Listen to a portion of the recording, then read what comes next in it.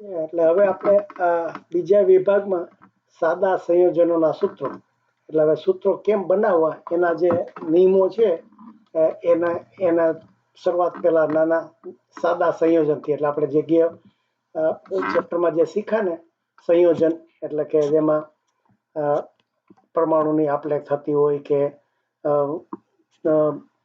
સહભાગીદારી થતી હોય, એવા જે બન્યા હોય એને કેવી રીતે એના નામ પાડવામાં આવ્યા છે એનું અહીંયા આમ કે આપણને સમજાવશે કે સંયોજનનું રાસાયણિક સૂત્ર તે સંયોજનમાં રહેલા દરેક તત્વોના પરમાણુ કે અણુની સંજ્ઞા અને સંખ્યા દર્શાવે. એટલે આપણે જોયું કે સંજ્ઞા અને સંખ્યા, એટલે આ H2O છે તો આ H એની સંજ્ઞા થઈ અને આ નંબર 2 છે એ સંખ્યા થઈ. એટલે એનો અર્થ કે આ હાઇડ્રોજનના 2 પરમાણુ છે અને આ O ની પછી બીજું કંઈ નથી, એટલે આ એની સંજ્ઞા થઈ, એની સંખ્યા 1 થઈ. જ્યાં ના આપ્યું હોય ત્યાં સંખ્યા 1. એટલે આ રીતે એને આ જે સંયોજન છે એનું નામ આવી રીતે પાડે છે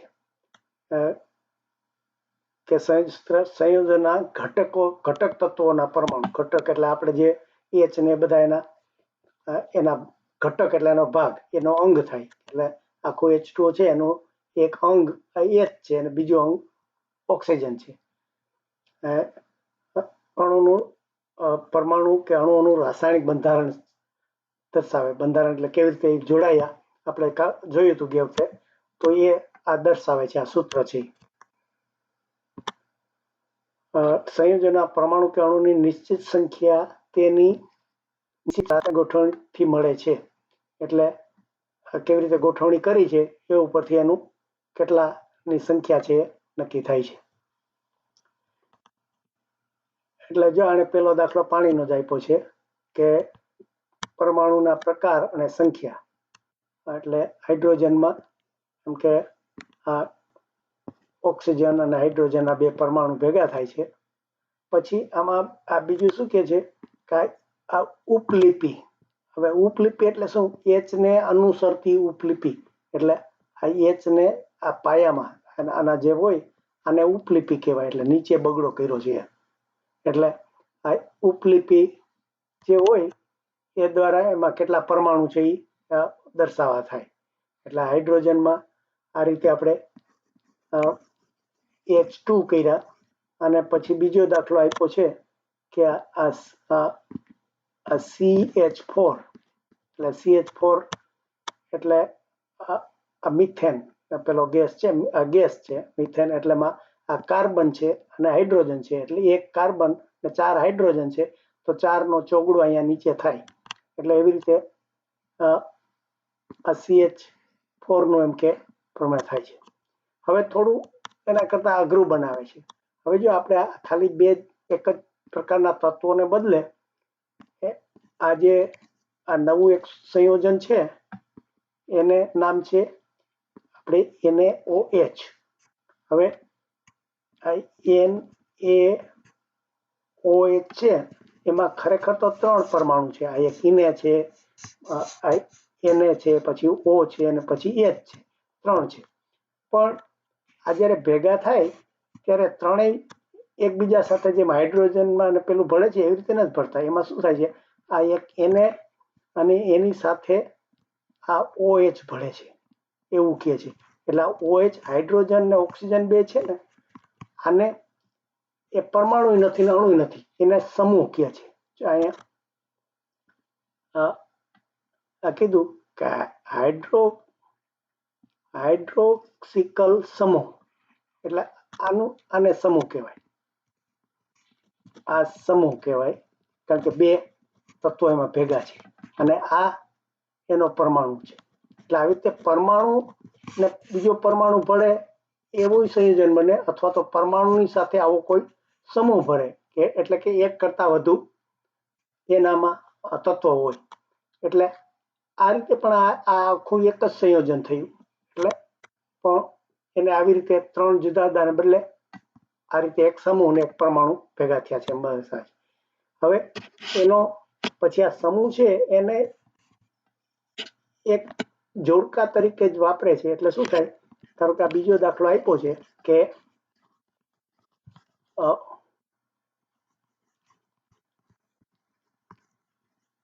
બીજું એમાંથી બીજું શું બને છે તો કે આ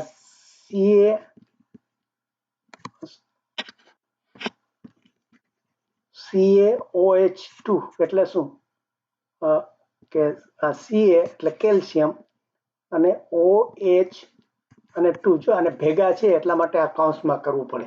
એટલે આ સમૂહ છે, આ સમૂહ એટલે સમૂહ બે હોય, ખાલી એક જ સમૂહ નહીં. એટલે આપણે જેમ NaOH માં એક જ સમૂહ હતો એટલે વચ્ચે કઈ આપણે નિશાન નહોતી કરવી પડી.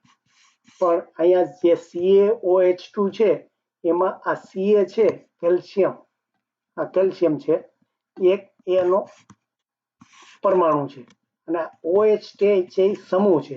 તો એવા બે સમૂહ છે એટલા માટે આને આ કૌંસની અંદર મૂકીને પછી બહાર આને ઉપલી પીકી એટલે કેટલા છે સમૂહ એ દર્શાવ્યું છે.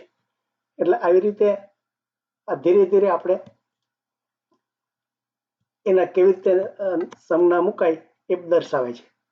હવે પછી બીજો હવે એનો નિયમ શું કહે છે કે આપણે આજે એના પછીનો ફકરો છે એમાં શું કહે છે કે સાધારણ સદાણુ દ્વિઅંગી છે. હવે દ્વિઅંગી એટલે શું? આ દ્વિઅંગી છે સાદામાં, એટલે હમણાં સાદા અણુને આયનની વાત કરીએ. દ્વિ એટલે બે, એટલે આ દ્વિઅંગી એટલે જેના બે અંગ છે તે. એટલે બે અંગ ક્યાં તો કે Na અને Cl એ બે અંગ થયા.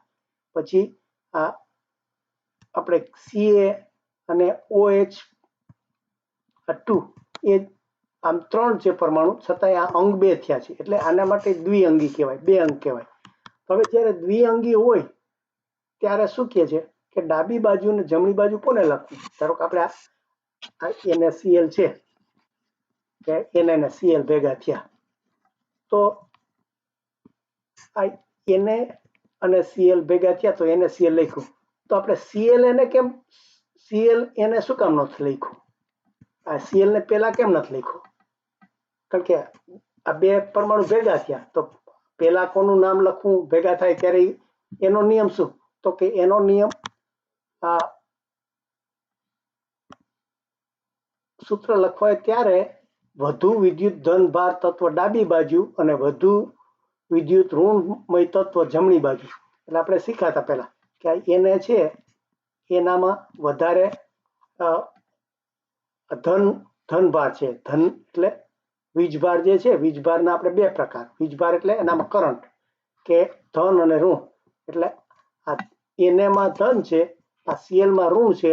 એટલા માટે જે ધન ભાર હોય એ ડાબી બાજુ લખાય અને ઋણ ભાર હોય જમણી બાજુ લખાય. એટલા માટે કે NaClમાં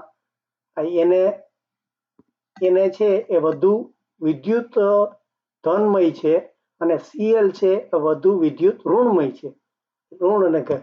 એટલા માટે એનું આ સૂત્રમાં એને પેલા આવે છે. જો સંયોજન આયની હોય તો ધનાનય એટલે ધન આયન. આપણે મેં પેલા કીધું કે આ મીઠાના પાણીની વાત આવી, એટલે જ્યારે આ મીઠું છે એ આપણે પાણીમાં નાખીએ ત્યારે આયન થઈ જાય પાછું. એટલે કે આપણે NaCl છે એ પાણીની અંદર નાખીએ ત્યારે આ Na પાછું પોઝિટિવ થઈ જાય અને Cl છે એ નેગેટિવ થઈ જાય. એટલે એના ઇલેક્ટ્રોન થઈ જાય. એટલે આ જે થાય એ આયન થઈ ગયું કહેવાય. આપણે પેલા શીખાતા આ એ આયન કહેવાય. આ Cl માઇનસ છે એ આયન કહેવાય. આ જે પોઝિટિવ છે એને ધનાયન કહેવાય. ધન વત્તા આયન એટલે ધન એટલે પ્લસ છે. અને આ જે Cl છે એને ઋણાયન કહેવાય. એટલે આ બે શબ્દો પાછા નવા યાદ રાખવાના. એટલે ધનાયન એટલે આયન હોય પણ ધન હોય, અને ઋણાયન એટલે આયન હોય પણ એ ઋણ હોય. તો એનો નિયમ શું છે કે જ્યારે સૂત્ર બનીએ તો ધનાયન હોય એ ડાબી બાજુ લખાય અને ઋણાયન હોય એ જમણી બાજુ. તો ફરીથી આમાં આ બેમાં ગોટાળો થાય એવું છે એટલે આપણે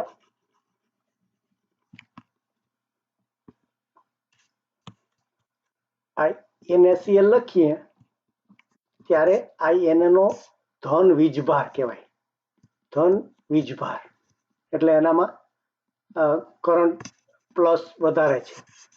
આના Cl માં ઋણ વીજભાર કહેવાય.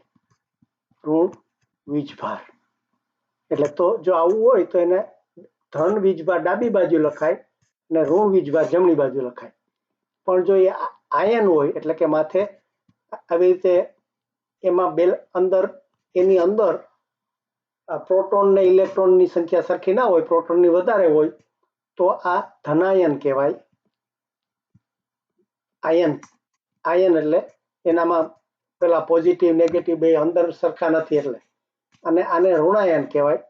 એટલે જો આ ધનાયન અને ઋણાયન હોય તો ધનાયન ડાબી બાજુ લખાય ને ઋણાયન જમણી બાજુ લખાય. એટલે આવી રીતે આપણે આ બે નિયમો અહીંયા આ પેરેગ્રાફમાં આપ્યા છે.